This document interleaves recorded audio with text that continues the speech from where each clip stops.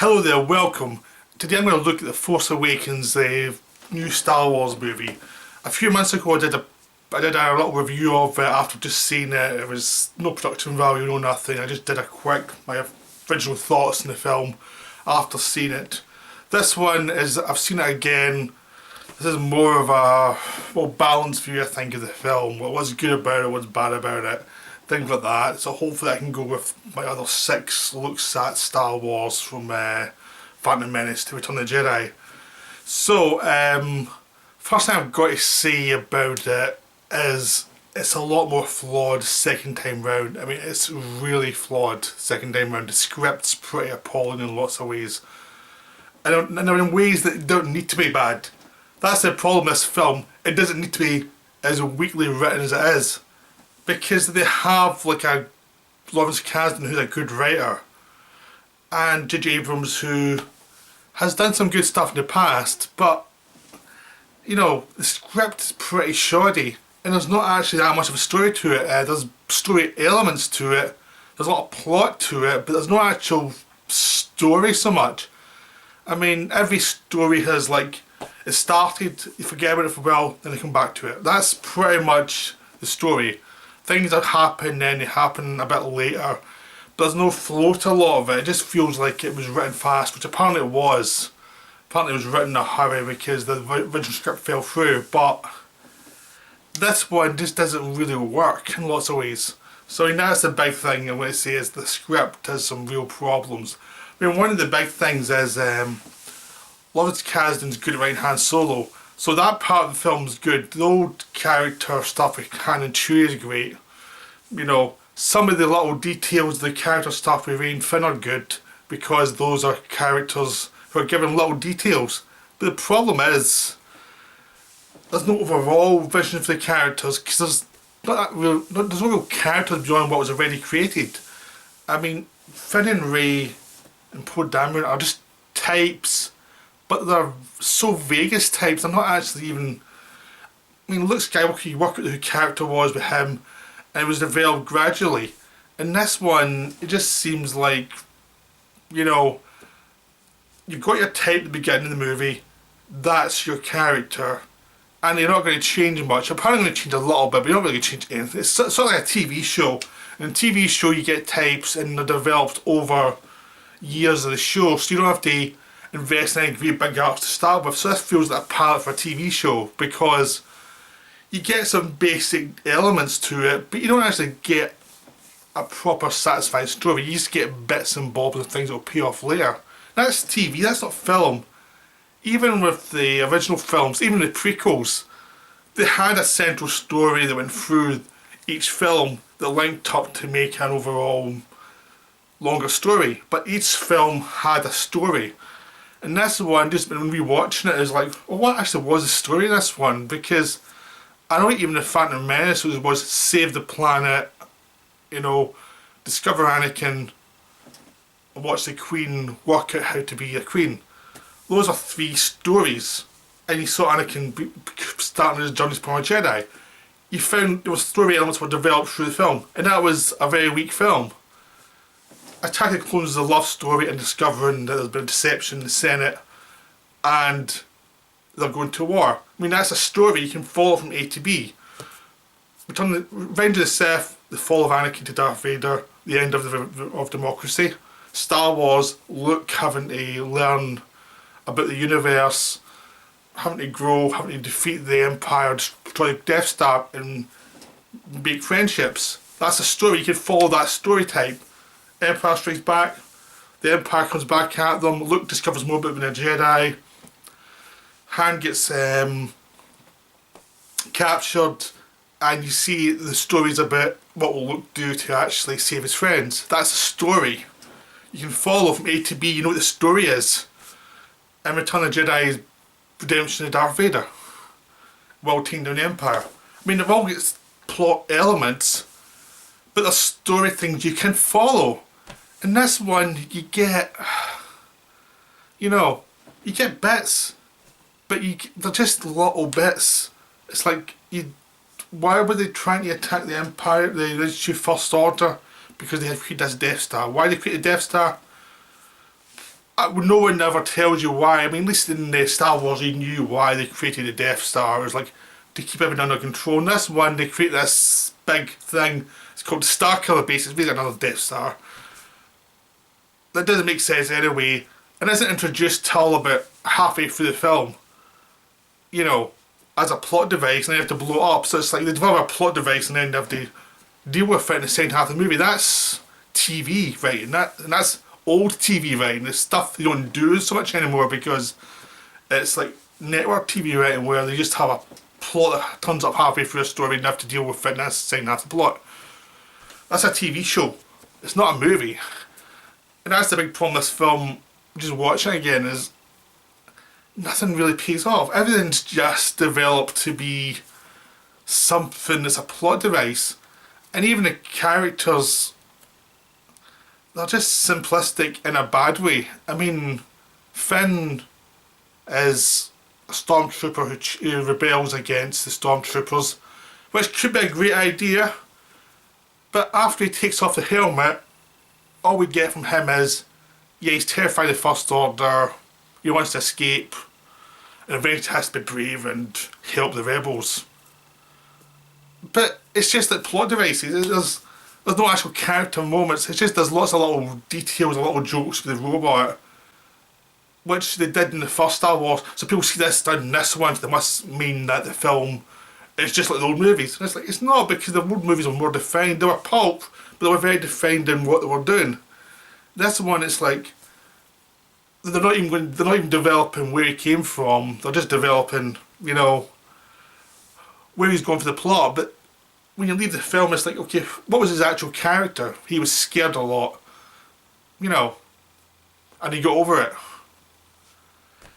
But they don't really give the actor much to play with, and he's a good actor, and if you see Attack the Block, he can do much more complicated characters. And this one, it's like, it's this type, but it is a TV show type. It's not it's an old TV show type of just have a bit of personality. The actor gives a personality, and they put it through the plot points.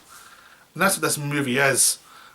And Rey is, she's been called a Mary Sue and some critics because she can do everything. And the first viewing of the film, I don't think it was actually that bad, but actually just rewatching it, it's like, because when you're watching it the first time round, you're thinking, okay, this will get paid off later on, they'll explain it a little bit later on, and it'll make sense.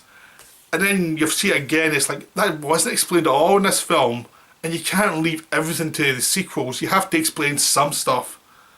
You can explain, oh yeah, she was strong with the Force, but how can she be still be a top-class pilot if she's strong with the Force? I mean, they had that in the first two trilogies. You know, you'd Anakin and you Luke, they were strong with the Force, but you saw Anakin as a pod racer. You saw Luke was doing the pod racing thing as well. He wasn't racing, but he was using land speeders, and he was doing target practicing, and that was established early on. And then they were gradually introduced to people who were more experienced than them and who could guide them, and that developed their confidence. So eventually when they got to the end of the story and they did something, it felt earned. Like destroying the Death Star felt, even though you know he was going to destroy the Death Star, they could still build a lot of tension out of it because of the fact he was so inexperienced. And Anakin destroying those ships was a mistake. And you know, they set up as a mistake, but this one, she's on the Millennium Falcon and she can pilot it. And she's a pilot, but she's been abandoned since she was, what, 10? But how is she a pilot if she had no support? I mean, Anakin and Luke had families, they had support. She seems to have nothing. So who'd have taught her how to fly? And that's stuff that doesn't come up with your first viewing the film, but when you watch it again, when you realise you're not getting told half the answers you need, it becomes a problem because it's not, it's established, it's like the Force is just magic now. It's like she can do anything she wants. And it's not satisfying. And it's annoying because the character's well acted throughout. I mean, she's a tomboy, she's tough, she's good with technology like Anakin and Luke were. That's good, but it doesn't explain why she can suddenly be a top class pilot. I mean, she's doing stuff in that movie that you never saw Luke doing. You can see Anakin doing it later on in the second movie after he'd been trained by the Jedi for a while. But even that, I mean, he was doing that in Attack of the Clones. He wasn't doing it in Phantom Menace when he was a kid. He was obviously learned how to do a lot of stuff, but those films they suggested they learned a lot between movies, and this is a great skill to take a lot of practice. This time she just takes off and she can do all these amazing things, and it's like, it's a fun sequence, but it's unjustified. You know, and then she can learn how to use a lightsaber very well because she can be one with the Force, and she can learn mind control. That's the stuff people had to be taught throughout the movies, and now she can do it instantly. Again, it suggests that she's been trained but she's forgotten, but if she's forgotten, how can she know how to do it? And the Force only goes so far as an explanation. It's just lazy writing, you know.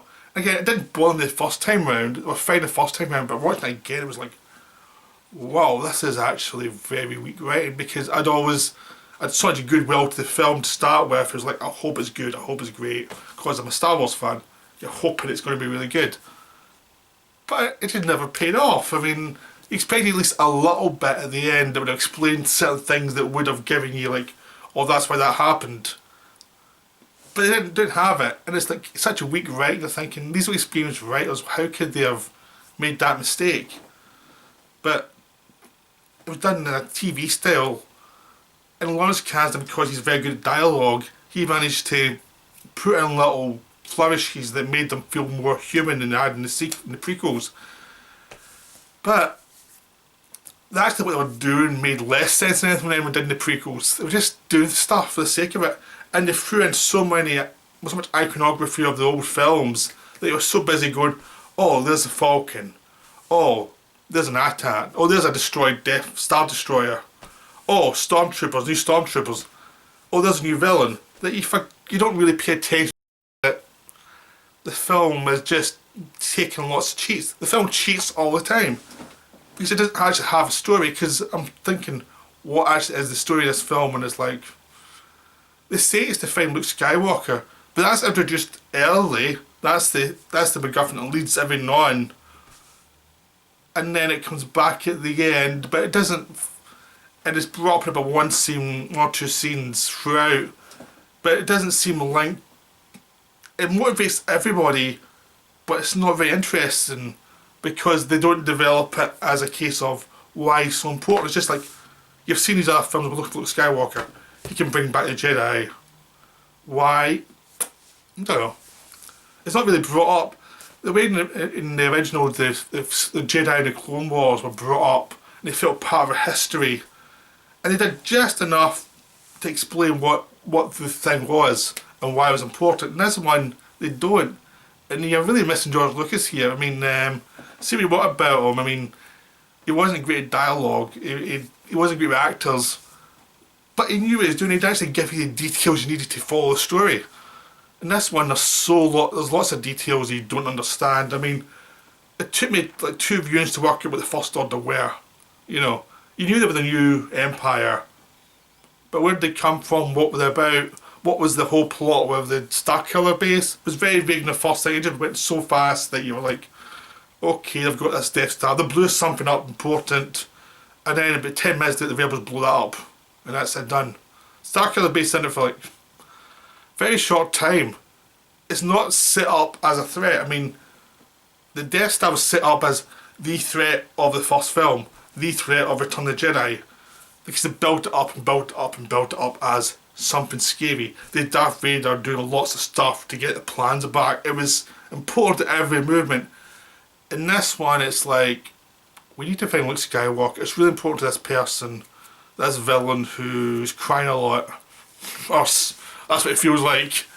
He's like Andrew Garfield in Spider-Man, the new Spider-Man movies, like the amazing Spider-Man movies. You know, he always seems like he's ready to start crying at any moment, and it's like, there's no threat there. It's just, there's nothing there. You know. So, what the hell is going on with that plot? I mean, there's lots of stories, but nothing was given weight because I was so busy to get to the next plot point. But there's so much plot, it was so substantial that they actually didn't really have much of a story. I mean, the rise of Rey to be a new Jedi, even that wasn't developed because She was discovered on a desert planet just like the others.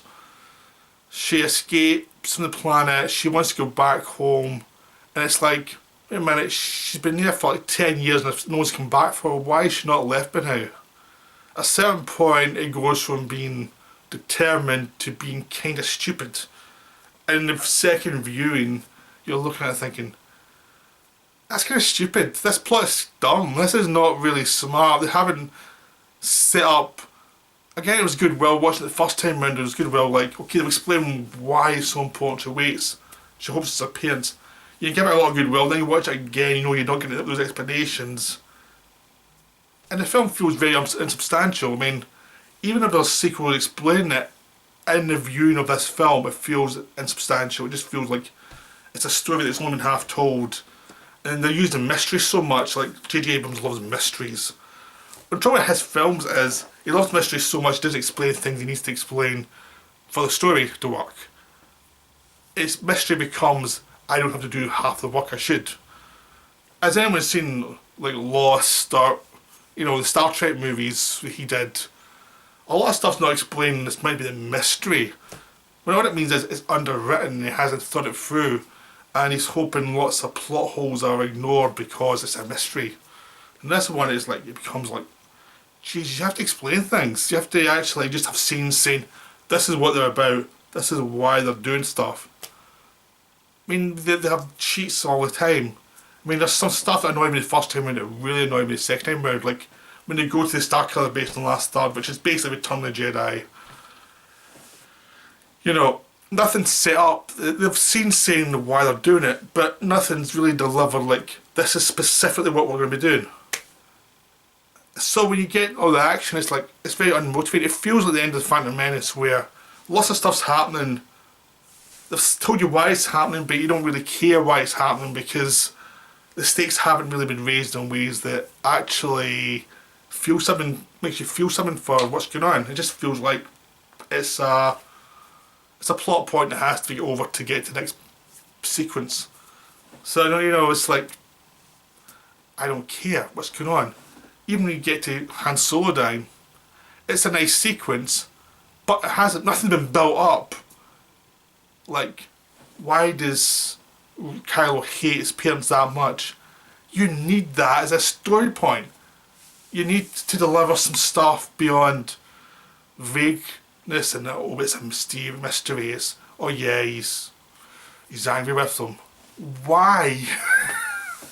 You need that for emotion. You do just need things like that to actually happen to draw you in. And they don't explain anything. Everything's a mystery, but it's a mystery that's doesn't feel like it's that interesting. It just feels like it's a cheat. You know.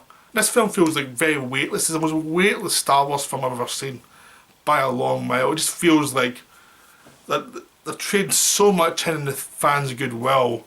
Like, when this came out, everyone said, oh, this is amazing. You get so many free passes. There's something that was just as flawed, like Batman vs Superman was just as flawed this film. You know, it's just as many story problems as this film. Get killed. And this one, because it's shorter, it's a lot more fun. Get away with it. Just the same as Jurassic World, get away with it.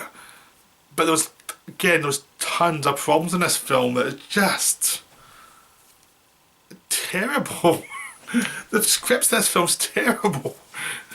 I mean, there's so many cheats, so many things is like, that should pay off in some way to make you feel connected to the characters, just isn't there. I mean, they rely so much on the actors and audience goodwill to Star Wars. And the actors keep delivering. I mean, acting, Harrison Ford's good as Han Solo again. He seems to be engaged. The lead characters are engaged. The new lead actors are all engaged. They're all fun. Carrie Fisher's awful in this film. She's terrible. And she has acted for years. And there wasn't any damage control down there. You know? But also, the scenes with Howard Harrison Ford were very vague. It's like, what actually happened to make you split up? Yeah, the kid going to the dark side was something, but again, they don't explain enough to make you feel like it's some weight. It just feels like it's, we'll kind of explain it and we're being subtle about it, but But you're not being subtle, you've just underwritten it. Subtle is lots of details planted throughout a movie, and you can see, in the second viewing. In this movie, the second viewing, it's like, no, they didn't really write that at all. These are hopes you'd be fooled, which I was the first time round. I was fooled by lots of the stuff in this film. But there's other things that could have been solved, like the plot of Rey not turning out to fly to get them away from the planet could have been solved easily because they'd a pilot Poe Dameron in the first section of the film.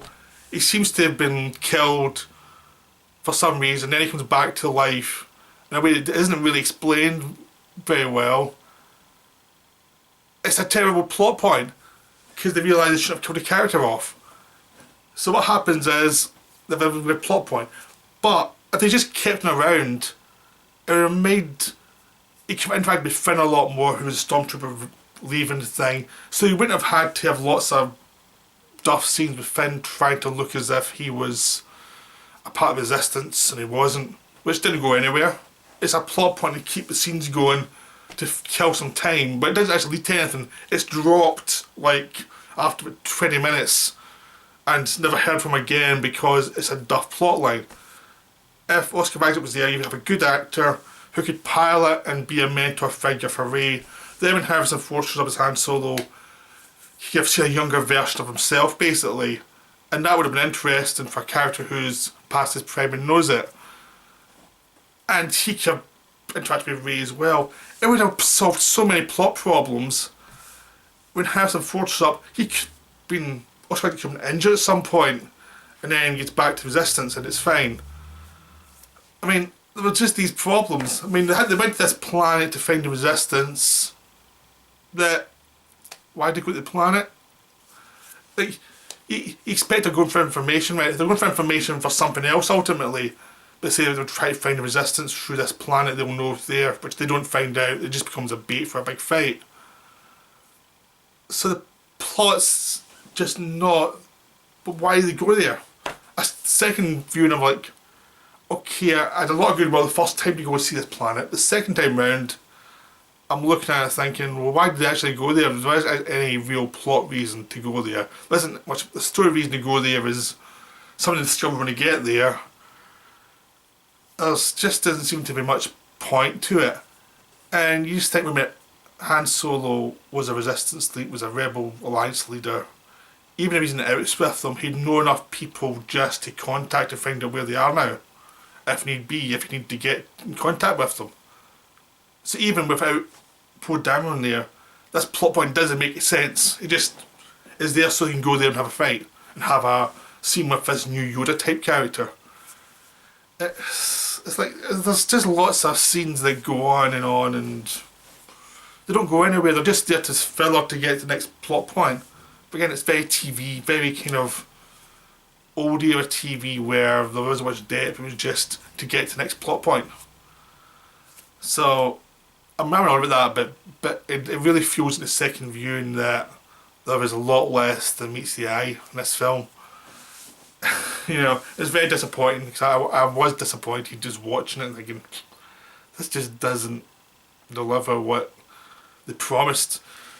And that just the initial promise of Star Wars is, yeah, there's going to be plot points, but it's a story, it's an odyssey. Anakin's story an odyssey to the dark side with lots of incidents on the way. The Luke's story was an odyssey to save his father and save the galaxy basically. You know, there was a story that was always episodic but always got to the point. And this one, it just feels like there's plot points we have to deliver on. There's no epic feel. And they deliver so much of the old stuff. And I hope that blinds people from what's not in the film. And it just becomes very disappointing because people just fell for hook, line and sinker. It was like, oh, I get to see that again. Oh, I get to see that again. But there's nothing there, and there's no depth to any of it. The final fight is lots of X-Wing and Y-Wing fighting the new version of the Empire, and you don't care at all. It's like, so it just shows the failure if you don't have any context for something happening.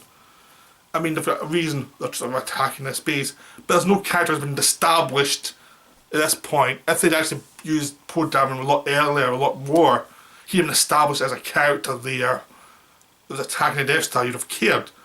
But you don't care because he's been in and out for the whole movie. And that's just bad writing. And you don't really know what the objective is. They have to destroy this thing. How, they don't know, they have to figure that out when they get there. And Han Solo runs around the new Death Star where there seems to be no one around still. There's no one around at all. I mean, they pushed their luck in Star Wars when they seem to wander around the Death Star quite a bit. But at least they were getting chased and stuff like that. Things happen to them. So there's always something happening. Here, nothing really happens to them. They just wander around and get blow stuff up and wander away until finally run into Kylo Ren. And it's like no stakes. There's no drama. So that's a real problem. And Kylo Ren's the biggest problem, really. Kylo Ren's like a non-event as a villain. This first one. If they were setting him up right as a villain in training, that's fine. They could have done that, had his arc happen the way it did. Maybe explain a few more things about why he was so annoyed at his parents, what was going on. Because the interaction with him and Han Solo, pretty much gets to the end. There's no weight to it. But if you have that, there needs to be another villain that's going to take the weight of the fact that he's not around. That he's not around as a villain in this one. You know, because I mean, they didn't really much of a villain in Phantom Menace, so they gave you Darth Maul. No matter how much you hate the film, Darth Maul's a cool character. It keeps you interested because they have to have something there till Anakin becomes a central character. And Star Wars with Darth Vader. And that's the one you give this guy who loses temper a lot. Just that's it. He loses temper a lot. He doesn't do anything, and he loses badly every time he does anything. You start off, he kills someone and captures a resistance guy. This guy instantly escapes, so that's null and void. That whole plot, you know, completely weightless. And the rest of the movie he fails. He fails at everything. He shows up, yells a lot. He captures Rey, who then turns everyone on him, and basically gets the better of him through force magic, which is unexplained. Why she knows all this stuff is terrible. He's useless. At the end, he kills Han Solo, then he gets his ass kicked by Rey. He fails completely at every villainous thing he does. You know, they set up Darth Vader as someone scary who always seemed to be a step ahead of everyone, who was torturing people, who was doing the worst things. He lost at the end, but he knew he'd be back, even more angry than he was in Empire Strikes Back. This guy fails all the time. He doesn't do anything right. I mean, Darth Vader killed his oldest friend Obi-Wan Kenobi in Star Wars. That gave that whole movie a lot of weight. This one, he kills his father as if it's meant to be that level of story, but it's not set up properly. Like, in Star Wars, you knew the history between Darth Vader and Obi-Wan from early on, and it became something that you knew was going to... that eventually these people were going to meet up at some point in this movie. In this one, it's mentioned that Han Solo's his father, then finally they meet up and he kills him. But there's just nothing there. And the character just fails continually. He just fails all the time. And other villains fail all the time as well. Like the General Hux is called, has lots of speeches, and he fails all the time as well. He's at one job, which is to capture, you know, Poe Dameron, and then protect. Then he's another job, which is protect the Death Star, or Star Killer base. It's a Death Star. He fails completely everything. They capture Poe Dameron, he escapes. To protect the Star Killer base Death Star thing, it gets blown up. Why is he not dead at the end of this film? I mean, he's so useless. He's so funnily useless. It's just awful. It's a good actor playing him, which makes it worse because this guy's getting stuck with total trash to play with. He's just getting nothing to use, to work with. Just nothing at all. This whole movie is just, you know, lightweight stuff going on. It's probably it's something the fans a lot of the fans like it as well, and it's like they don't seem to see this bad. You know, it's entertaining and all, but it's a really weak film. You have to really shut your brain off to enjoy it, much more than any other films. It's a really weak film. It's got the worst script of the whole series. It really has. It's got the worst script. It's got the most cheats. I mean, see what happened to George Lucas. At least they knew what he was doing a lot of time. I mean, if you look at Lawrence Kasdan outside of working with Lucas, his scripts are very unfocused. His films are very unfocused. And that's a problem for him. It kind of stalled his career later on because his films just went on and on and on because he didn't have someone like George Lucas to help him focus on what's the important part of the story. Someone like George Lucas, he had the problem of, he knew what the focus should be, but it wasn't too good at the character details. So that's why they worked so well together, because they kind of evened each other's strengths and weaknesses out. In this one, he's with someone who's also not very good at the plot details. He also has lots of weak villains and has cheats. So it's actually a marriage made in hell, because you have two people who don't have anyone to actually make up for the flaws. So the film suffers badly for it. So that's my view now in Force Awakens. I'm hoping Rian Johnson kind of redeems it with the next one, because he's a very good writer-director and he's a lot of ideas. He's his own quirks that might make the film go wrong, but I'm hoping he kind of pulls this one out, because you know, the only way is up at the moment, because this film was really weak. This film has some terrible flaws. Well, I hope you enjoyed this. I'll be back finish off my build to Civil War with films I like a lot more than this one. Okay, bye.